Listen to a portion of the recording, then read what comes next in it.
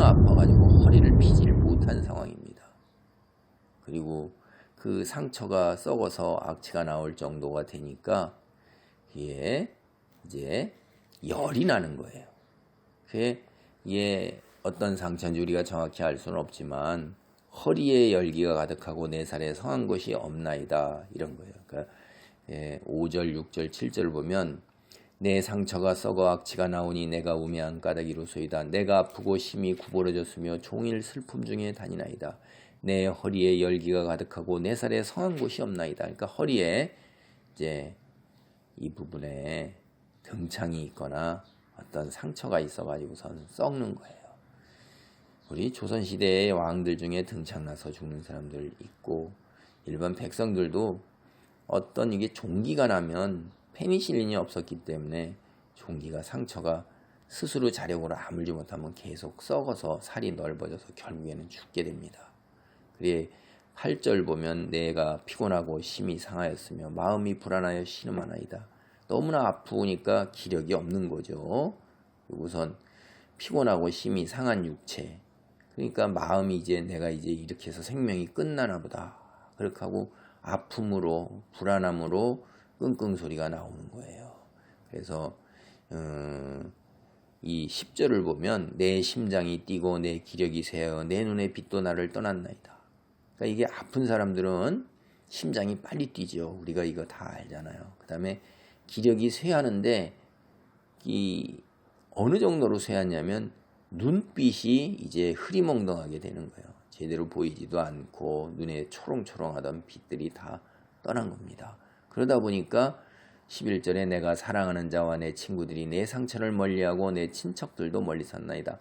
악취가 나고 썩어 냄새가 나니까 상처에서 가까이 가지 않는 거고 그 다음에 친척이나 친구들 또 주변에 가까이 있던 사람들도 이제 죽나 보다. 사실 죽지요. 이렇게 해서 등창이 났거나 혹은 상처가 있어서 이렇게 썩어서 악취가 나오는 정도가 되는데 살 사람이 누가 있겠습니까? 경험적으로 그들이 잘 아는 거예요. 아 이제 다윗은 생명이 끝났구나. 이렇게 끝나는 거죠. 근데 다윗이 이런 상황에서 다윗이 대단한 믿음을 지닌 사람이라는 것을 우리가 알 수가 있어요. 제목이 뭐냐면 다윗의 기념하는 시예요. 무엇을 기념하는 것입니까? 무엇을 기념하는 거예요? 우리가 보면 다윗이 기념하는 것은 21절, 22절 같은 데서 우리가 알 수가 있어요. 여호와여 나를 버리지 마소서. 나의 하나님이여 나를 멀리하지 마소서. 속히 나를 도우소서. 주 나의 구원이시여. 그러니까 지금 이 상황에서 상처가 썩어서 악취가 나서 내가 기력도 없고 살이 성한 것이 없을 정도고 열이 올라가지고 막 이제 눈빛도 흐려지고 다 내 주변에 있는 모든 이들이 다윗으로부터 멀어지게 되는 상황에서 하나님이 나를 버리지 않고 하나님이 나를 멀리하지 않고 하나님이 나를 도와서 나를 구원하신다는 거예요. 그것을 기념한 거예요. 이게 이런 상황 속에서도 하나님께서 나를 치유하시고 회복시키신다. 그거를 갖다가 감사함으로 하나님께 미리 기뻐함으로 확신 속에서 드리는 거예요. 그게 믿음인 것입니다. 이거 굉장히 어려운 거죠. 현실 속에서 내가 그러한 상황에 부딪혔다고 보세요. 사실은 이 시는 다윗이 하나님께 정말 간절한 마음으로 자신의 죄악을 회개하면서 드리는 시예요. 자신의 육신이 병이 들어 육체가 성한 것이 없이 썩어가면서 뼈까지도 그게 침투해 들어간 거예요. 그런 상황 속에서 이제 눈빛도 우려지고 다들 다윗이 죽을 날을 기다리느라고 멀리 있는 그때에 이게 나의 죄악으로 말미암은 것이다 라고 다윗이 이제 생각을 하고 죄를 회개하면서 하나님 그래도 나를 건져 주시옵소서 이렇게 드리는 거예요. 그 속에 다윗은 하나님께서 너를 왕으로 삼는다 하셨사오니 그 말씀 그대로 이루어주기를 믿는 거예요. 현실은 전혀 그렇지 아니한데도 그 하나님을 믿고 의지하고 나아가는 거예요. 그게 대단한 믿음이라는 거죠. 1절 보겠습니다. 여호와여 주의 노하심으로 나를 책망하지 마시고 주의 분노하심으로 나를 징계하지 마소서. 주의 화살이 나를 찌르고 주의 손이 나를 심히 누르시나이다.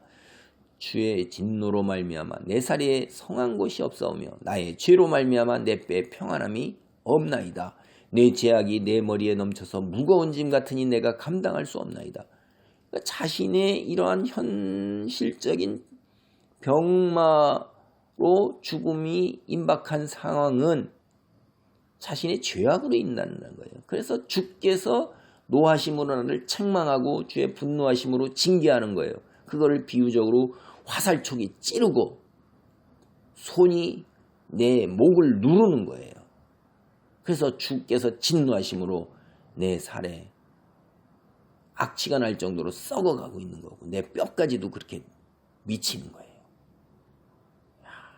이게 참 자신의 죄악으로 인한다 하는 것을 깨닫고선 하나님 앞에 하는 거고, 또 마치 내가 하나님이여 이렇게 해서 여기에서 모든 인생이 끝날 때 12절 보겠습니다. 내 생명을 찾는 자가 올무를 놓고 나를 해하려는 자가 괴악한 일을 말하고 종일토록 음모를 꾸미는 게, 이게 그들이 이루어지니까 하나님께 덕이 되지 못하고 영광이 되지 못하고 하나님께서 구원하실 걸 그랬는데 구원하시지 못하니까 하나님이 어디 계시냐 하느니라. 하나님의 이런 거 같니? 응? 이게 다윗이 이런 걸 받아들이기가 어려운 거예요. 우리 믿는 자들이 그런 말 되게 받아들이기 어렵잖아요. 내가 믿는 하나님이 참된 하나님이신데 내가 실패함으로 말미암아, 믿음으로 온전하게 서지 못함으로 말미암아 내가 믿는 하나님이 어디 있느냐? 거 봐라. 너를 보니 하나님이 과연 계시기나 한 것이냐? 이런 이야기를 듣는다는 게 우리는 받아들이기가 어렵잖아요. 너무나 크잖아요. 그래서 이거 왜 이런 상황이 벌어졌느냐? 다윗은 스스로 자기의 죄악으로 인함이라고 그러기 때문에 말을 반박하려고 들지를 않는 거예요. 변론을 하려고 들지 않는 것입니다.